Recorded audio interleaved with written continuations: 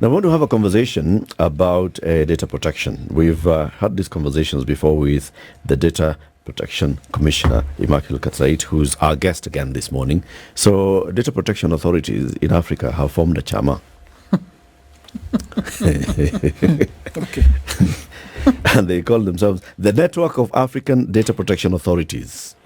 So all of them together, they have an AGM that's happening in Nairobi from yesterday into today, and also a conference. Madam Data Commissioner, good morning. Good morning, Eric. Good to have you here. Thank you. So watu wa chama wamekuja. Well, they're notwithstanding. Tumetoa sahani za wageni. Unaona tayari kamevaa suti. Na vikombe.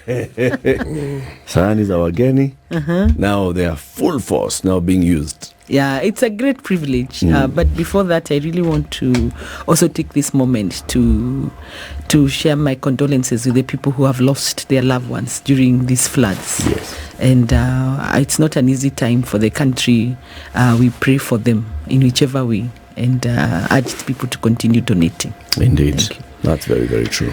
So coming to our chama, I like the description. I mean, chama has become a Kenyan terminology that is associated na kuchanga. Yes. No, it's really a great privilege to have at least 19. Of course, the Network for African Data Protection Commission was established in 2016 in Burkina Faso.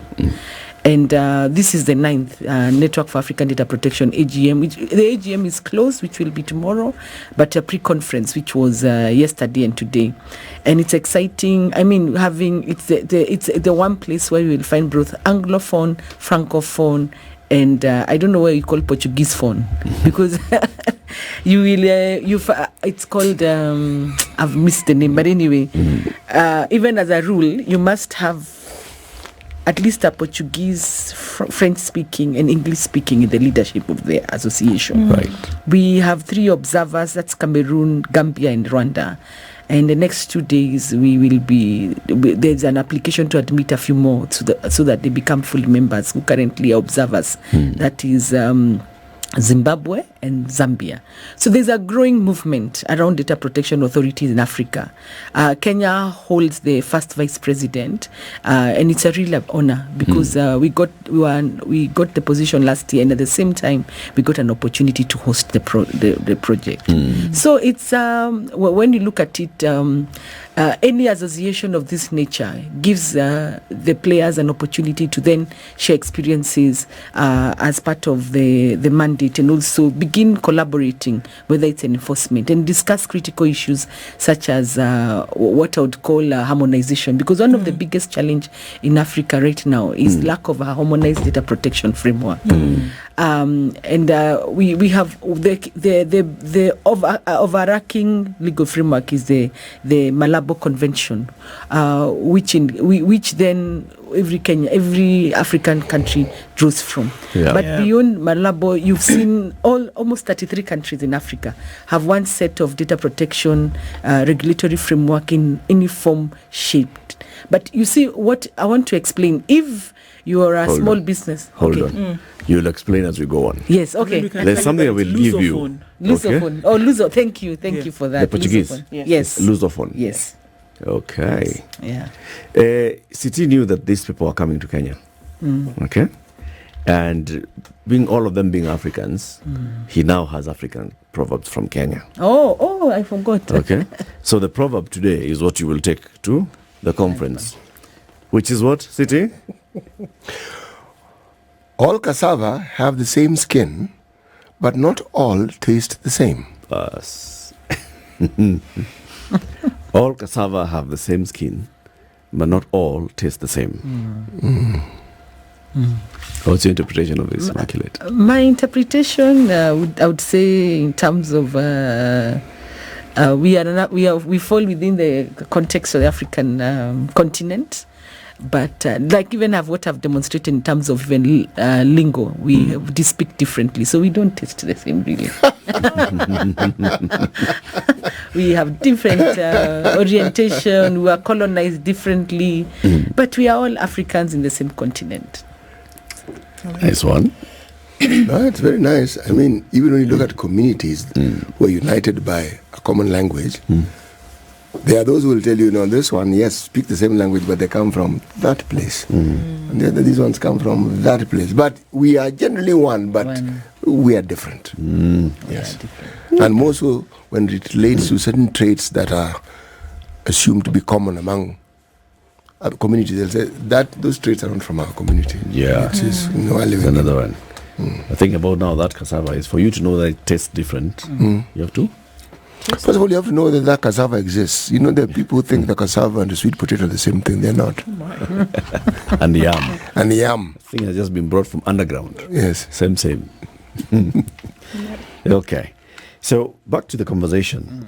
The Malabo what? Treaty Malabo Convention? Malabo Convention. The Convention on Cyber Security and Data Protection. What is that?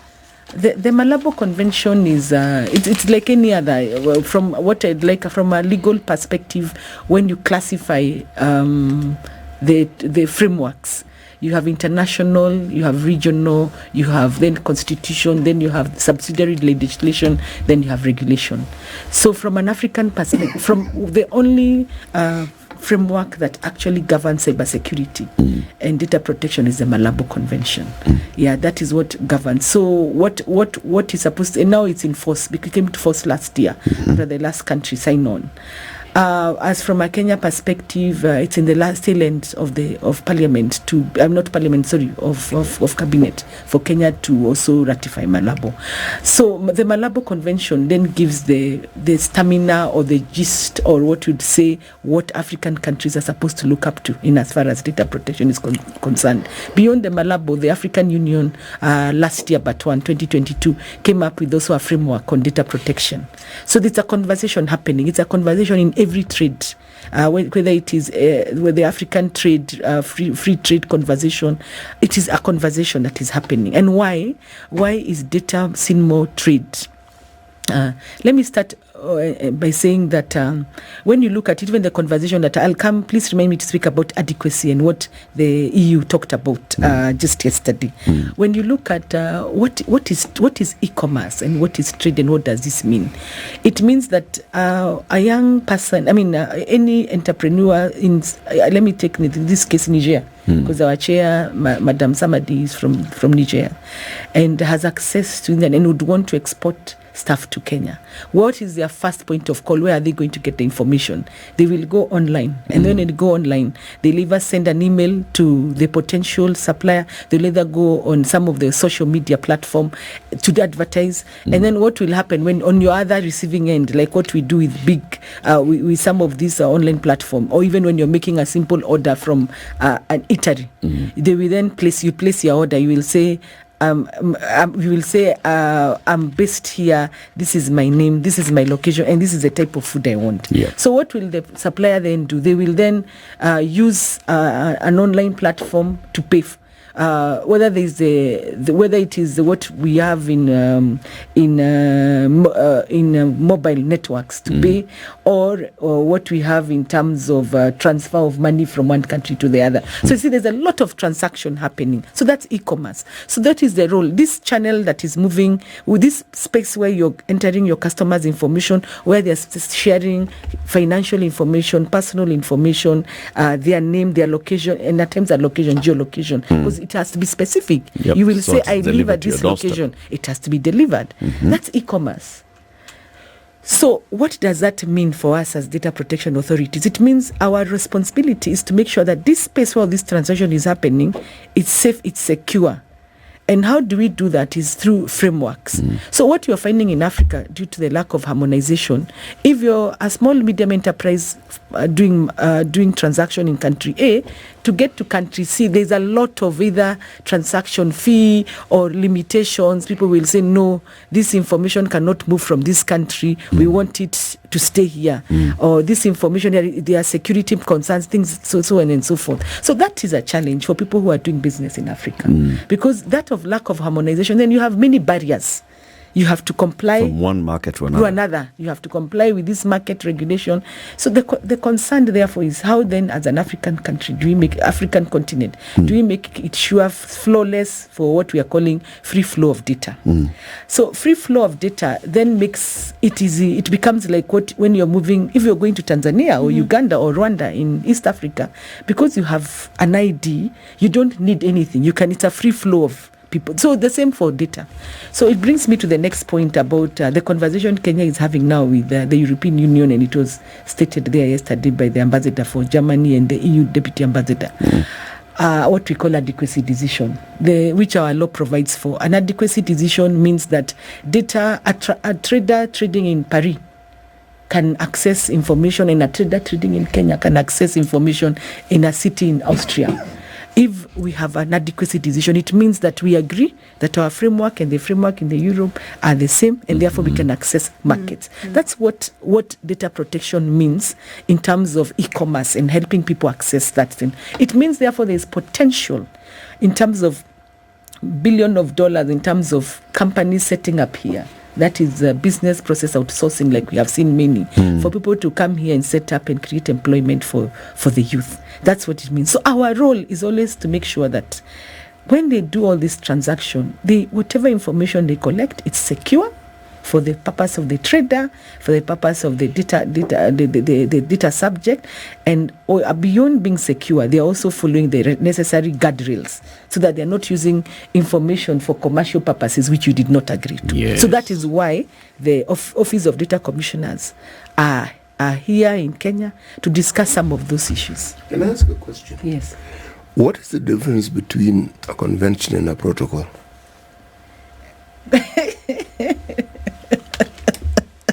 A convention, I would say, the one has higher value. That is a convention, because that therefore means that convention is meeting it's something that has been agreed across, and then a protocol is something you agree on generally. It basically can be loose.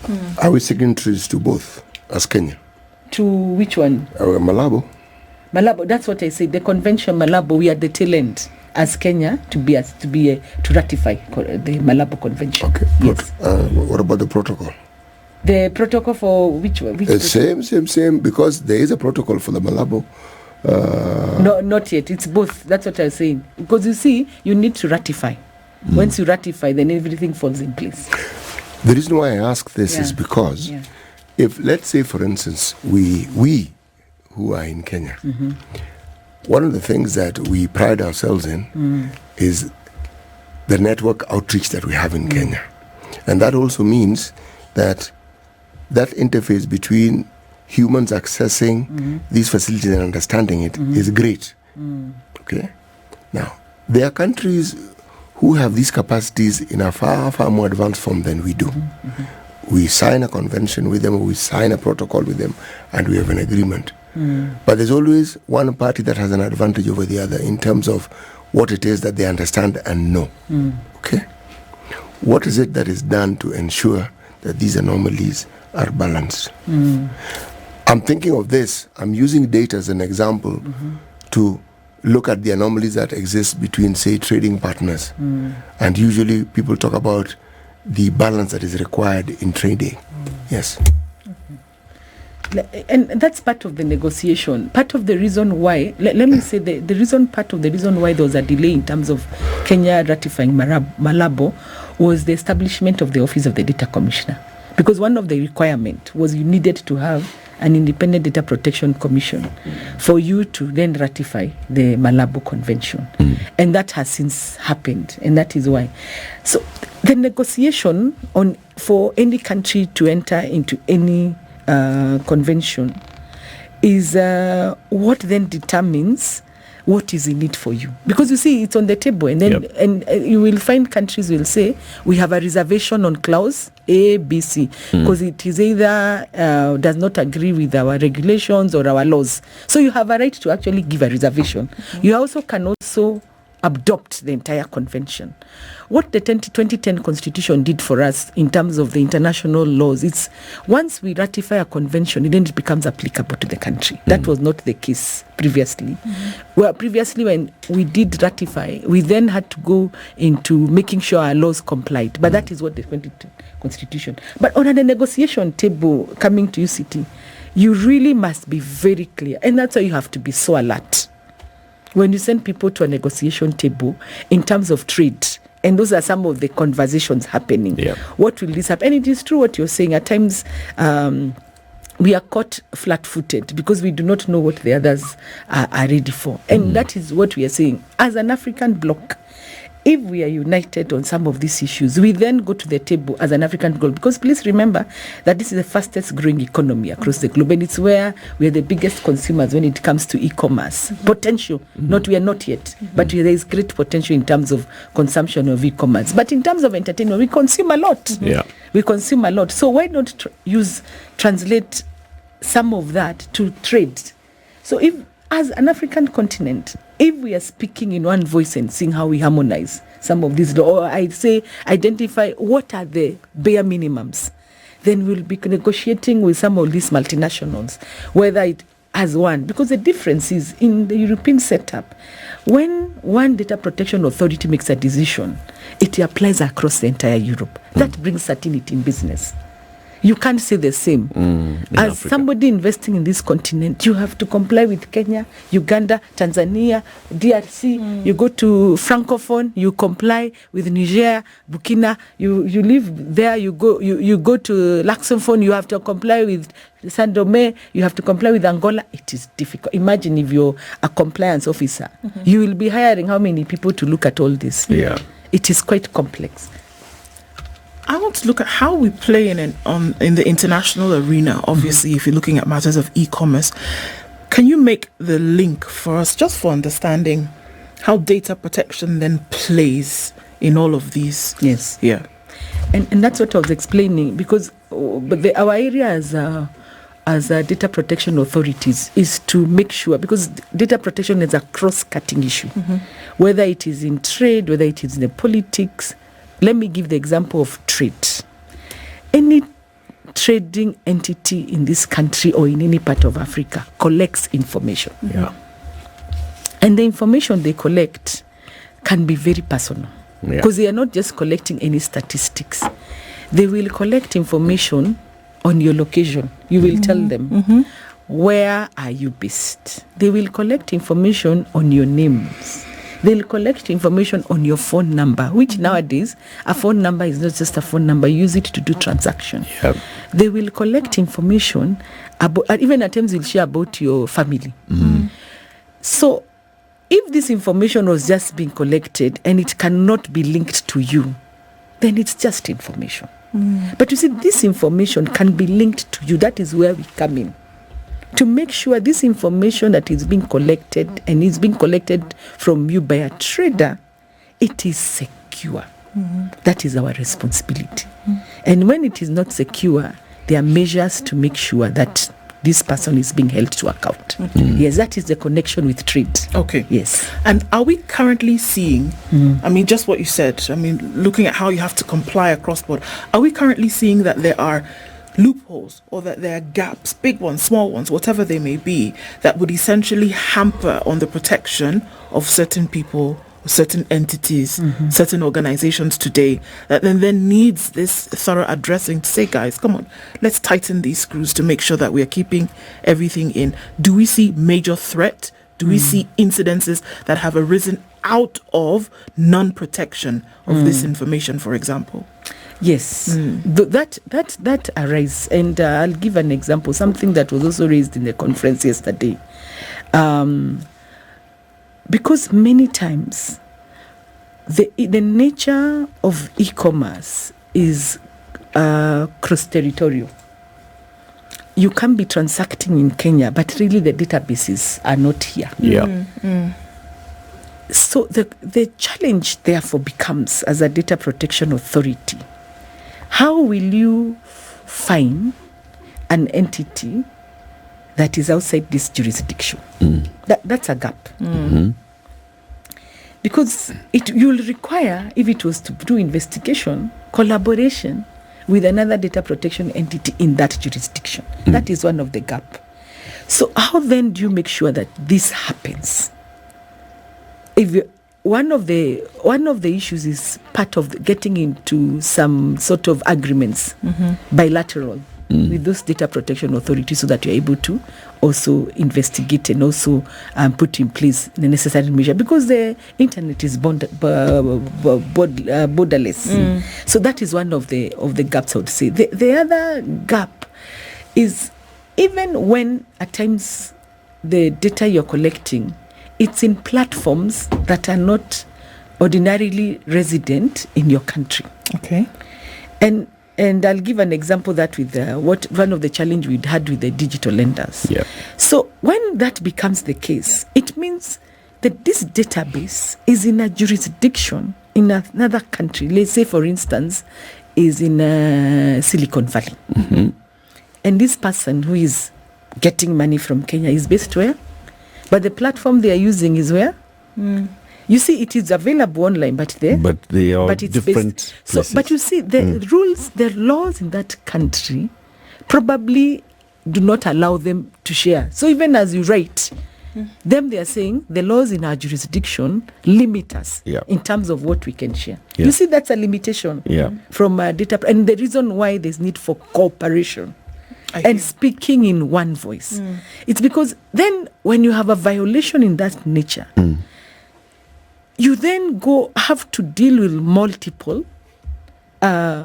people to be able to put to actually hold this person accountable. But this is cooperation or bilateral or free movement of trade, movement flow of data. Then you see, you've already tightened that. And the challenge we have been told yesterday, can we start looking at adequacy decision, not just with European countries, within Africa? Because when we have that within Africa, then it becomes easy for us to have investigation and enforcement with other African countries. Even as we wait for harmonization, can we take these small steps in as far? And that is why NADPA exists. That's why now you're here, you're having these conversations together. Let's take a break at 29 minutes to 8. We're having a conversation with our Data Protection Commissioner, Immaculate Kassait. She's here to tell us about a meeting that's taking place in Nairobi. It's the Network of African Data Protection Authorities Conference and AGM. The conference started yesterday. It's going on today, where all these African Data Protection Authorities, how many are signed up members? We have 23 signed up members and 3 observers. And the observers are here because they have applied and they are... Many times there are limitations. We are luring them to join. At times you may be an observer because you don't meet the criteria. Okay. So you become an observer, not necessarily a full member. Okay. Yes. Okay. So as we take this break, there's a conversation we had with you the last time. We asked you, KRA, they are taking a lot of our information. Have you given them authority? And you said yes. They actually have the authority by law to ask you for your information about your taxes. Now they've told us to tell people about eTIMS, the electronic tax invoice management system. What's it all about, Ndu?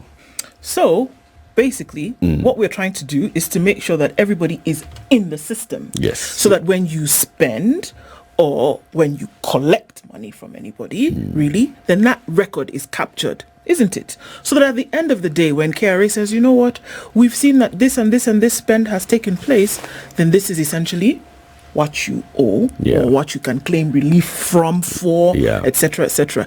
It's basically making sure that it's an all-encompassing system where all of your information in terms of revenue and spend can be captured. Yeah. All right. You don't need a gadget. It is a web-based program. You get in, you sign up, you log in, and you do all these wonderful things. But then entries then must be put in, and then you can generate receipts, you can generate invoices. But all of these need to be eTIMS compliant. Yes. And it's basically saying, you know what, guys, it is the way. Get on it. Get registered, get signed up, be compliant.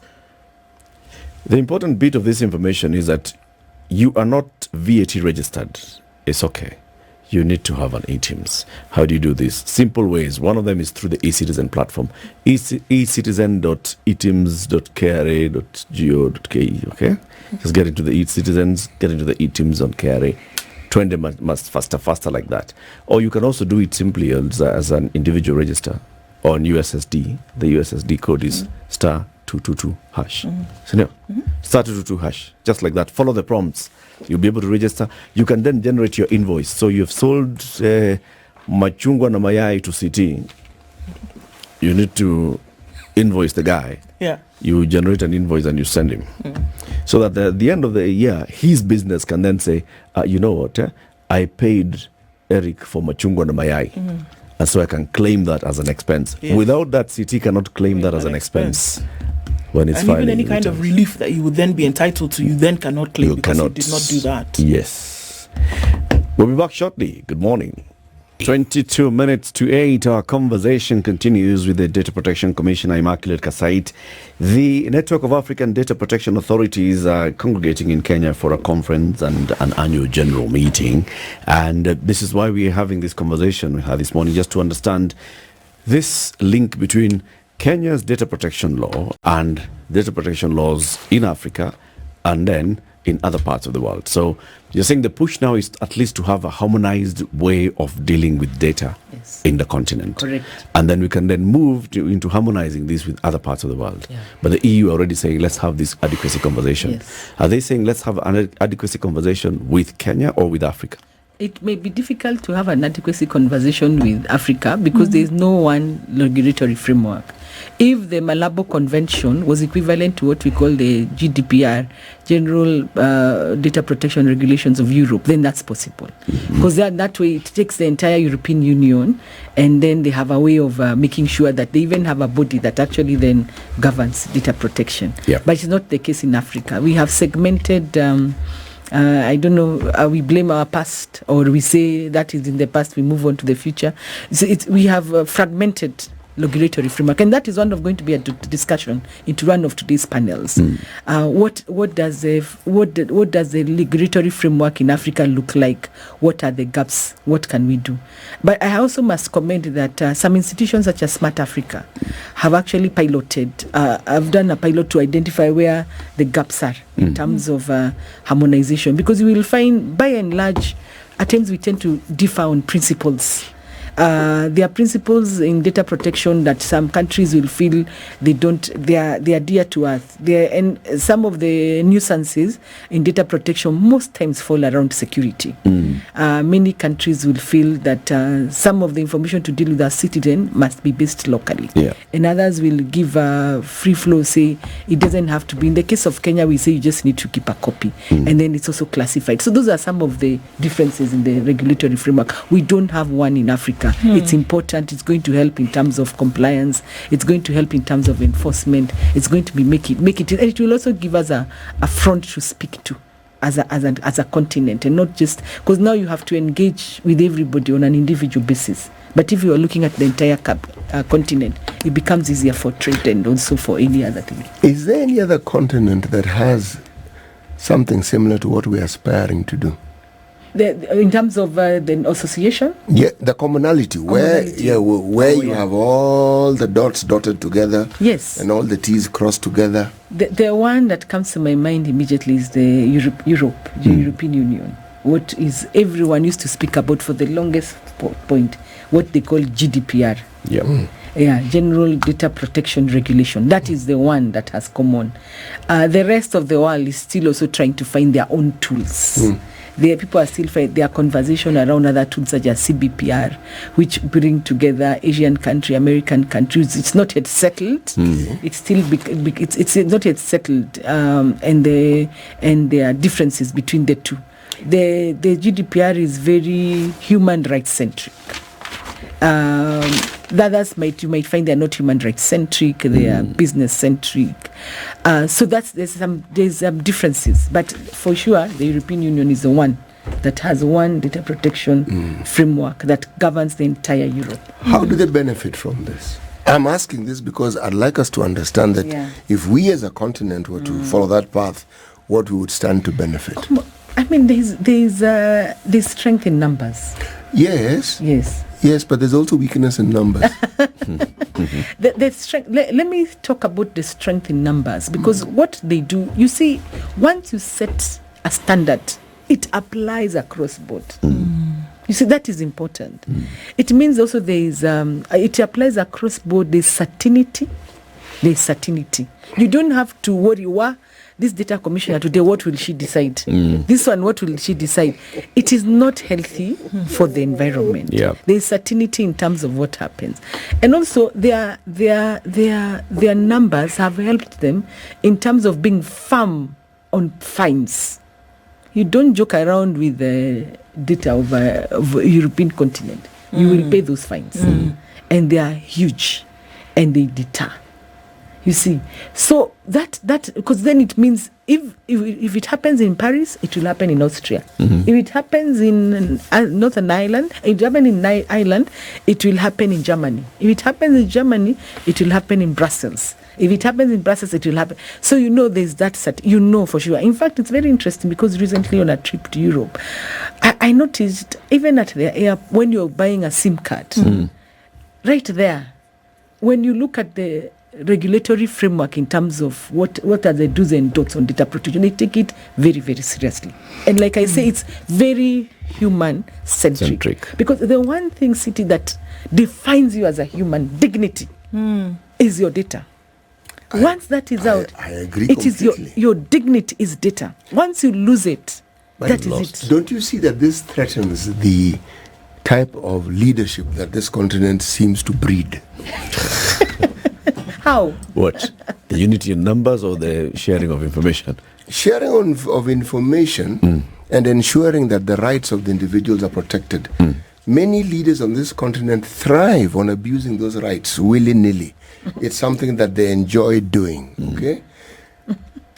So the moment you enforce it, I am merely being factual here, essentially you'll be limiting their powers. They can't arrest you when they like.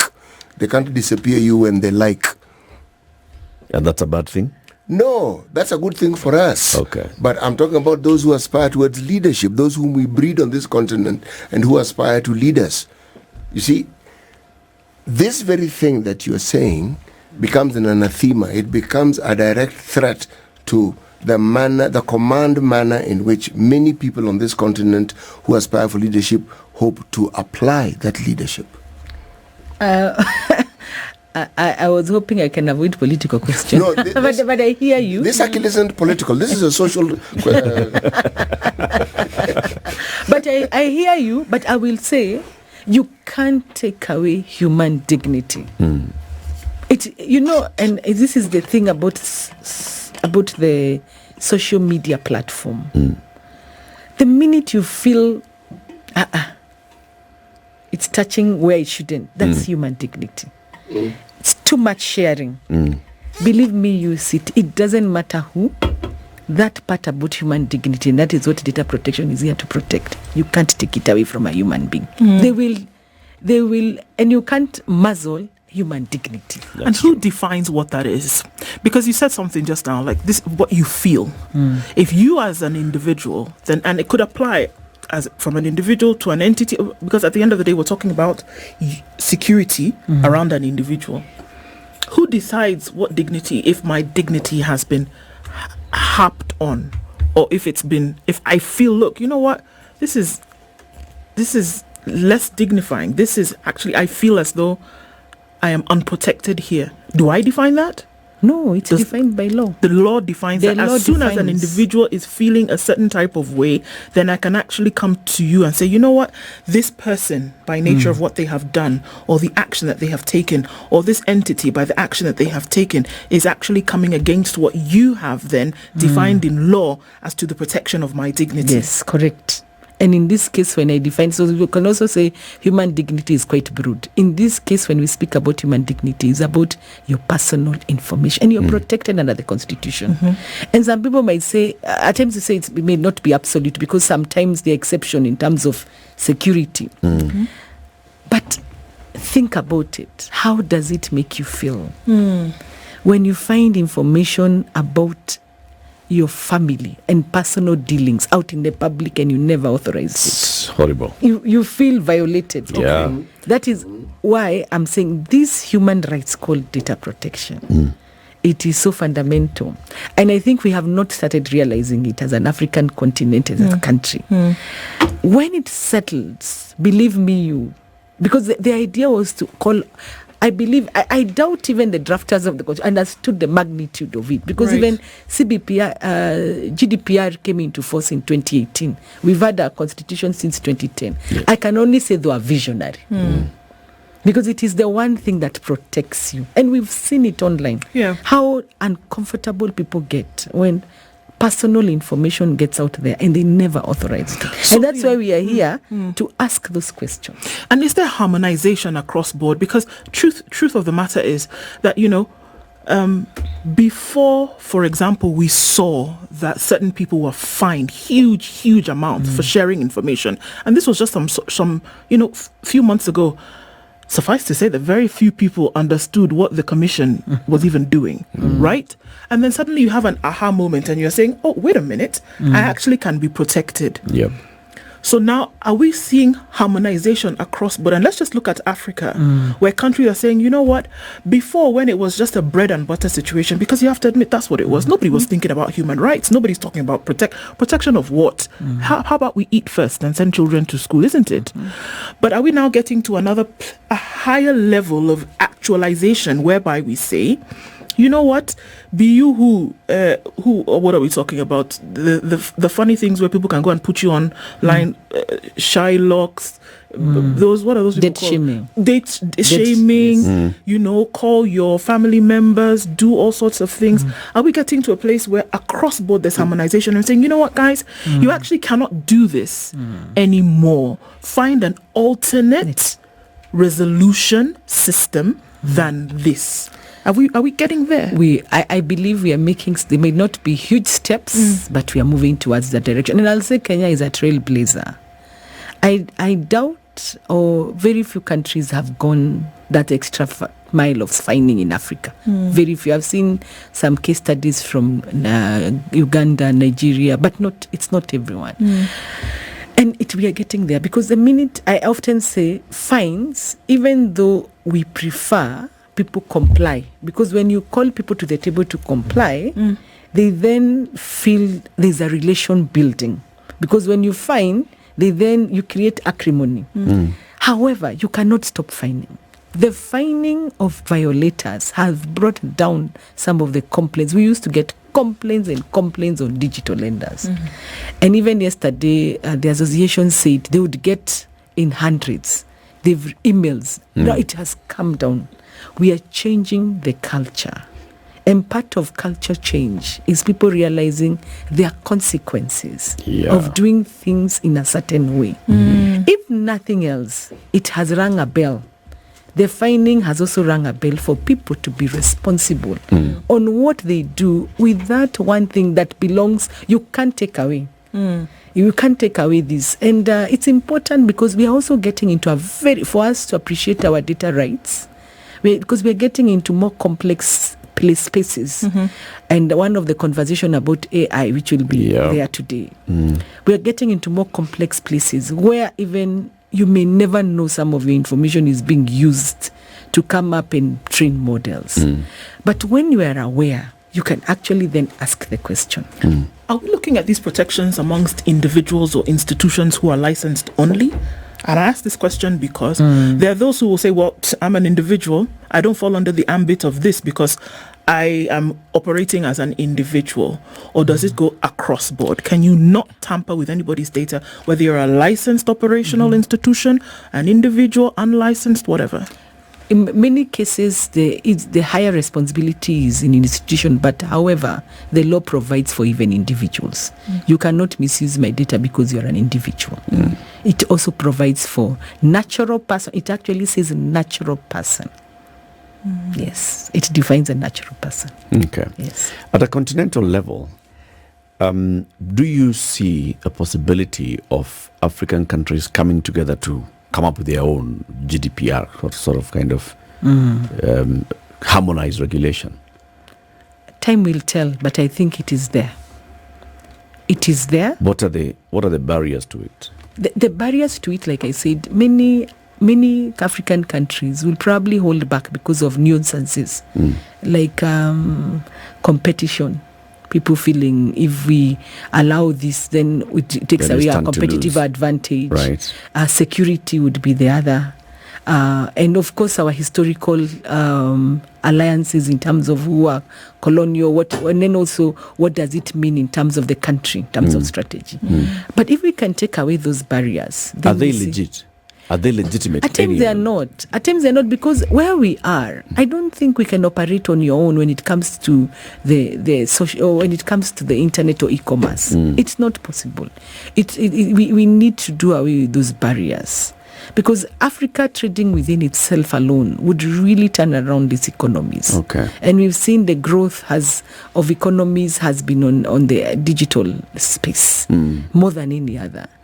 I think we have a tremendous opportunity right there as Africa, in terms of making sure we are redefining what the story of who Africa is. True. And where we want to be. True. And also attracting investment from other continents, because even multinationals will be happy to invest in Africa. What hinders us, really? I mean, it's a multiple laws. That's one of the biggest issues. Let's say we sort out the matters of the laws. Yeah. Are we saying then that all the impediments that we see will have been done away with? No, not necessarily, because impediments would be also social. How we are socialized, could be political, it could be. By the way, at times the law, once you tick the boxes, it becomes easier. But also, can I give a solution? Some of the things beyond harmonization, I think one of the other issue of approaching this issue of data protection is looking at it from a regional block, because in regional blocks, it's already a given. It's already given how ECOWAS do there. That's where I was coming. And you can, one of the things I'm very proud about when I go to West Africa, if you go to Tongo, you go to Burkina, they have one currency. One? Yes. One? Yes, they have one. If you say Kenya shillings operate, they have one currency. So, the regional blocks, whether it is Southern Africa. How is that helping them? But because you see, then you're not losing money on exchange. Let's start from there. Because you're closing because that's one of the success stories of continents that have actually managed to close in political challenges. They look at it as one. The very regions you mentioned were francophone. Well, no, I'm not getting political. I'm simply, when I asked about the barriers, yes, the fact that we're talking about anglophone, we're talking about countries that were colonized by the Spaniards, and those by the Portuguese, and those by the English. Therein again lies an impediment. And I'm saying, if you look at countries in West Africa that were francophone, again, I'm mentioning a political situation that has happened in the recent past and the manner in which they're going about their business and the way they're doing it. You see, it means they're overcoming certain barriers. And barriers, you cannot talk barriers and not talk political. Certain political barriers have to be mentioned. But also, the blocks helps. Oh, tremendously. Yeah, and for me, that would be also another approach towards moving that. I wanted to come and ask, so now that Africa is going to be like a longer journey, can we start with the East African community? We are speaking the same language as EAC on several issues, right? Can we at least start with having harmonized legislation and regulations on data protection? Yes. I think that's a top priority, and it's something that is currently under discussion. We had a meeting 1 month ago hosted by GIZ for African, within the East Africa region, to have that conversation.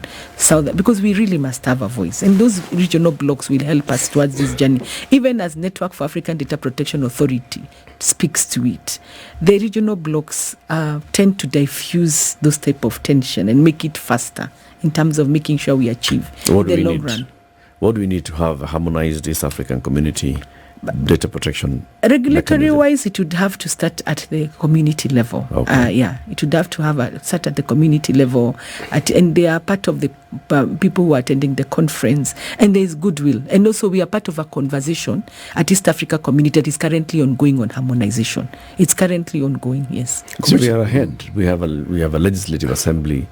We have a summit that brings together. We have an executive. We have. We hope it happens sooner, but well. but you see, my worry again, even as we come to the end of this, is this.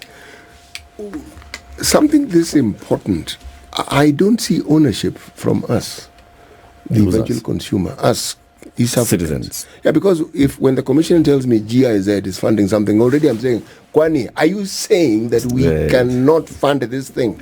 Are we no, sincerely. That's true. Are we saying we thank GIZ for the intervention, we thank our partners for helping us, but are we saying that these are things we can't do ourselves? I will say there is already. Let's also be fair on us. It's been 3 years of conversation, establishment of the institution, and both our PS and CS have been on the forefront saying this is the way to go. You can't do everything at the same time. It's now we are starting the conversation about region. There were other pending priorities, institution, recruitment. There were local yes. But there's also a funding under World Bank, under the government of Kenya, that is going to facilitate this conversation at East Africa. And also capacity building is the other issue that is that needs to be dealt with across and beyond capacity issue, also human resource, because it's a new area. So those are also barriers that are also we are addressing. Okay. So all the members present plus the observers gathering in Nairobi yesterday and today, and then you have your AGM tomorrow, and we hope to hear what comes out of it and see what then are the steps to be taken. Thank you very much for joining us today, Immaculate. Immaculate Kassait is the data commissioner. She is has been here as our guest to talk about the Network of African Data Protection Authorities conference in Nairobi plus AGM. Living with her to go for this conference. So they are members, they are observers, Yes. and then they are intruders. As long as you're in a suit, you can enter this meeting. And that's why I'm Erica, why are you looking at me and talking about a suit? because I told you to wear a suit and you refused. Sasa unaona, sasa tulienda pamoja. Anyway, keep it here. Dr. Mercy Korir is a doctor. She's a journalist. She'll be here in the next hour to talk about maneno of graphic warning on tobacco products and non-tobacco products as well. 8 a.m. Have a lovely day. I'm out, but these two continue. Spice up your life.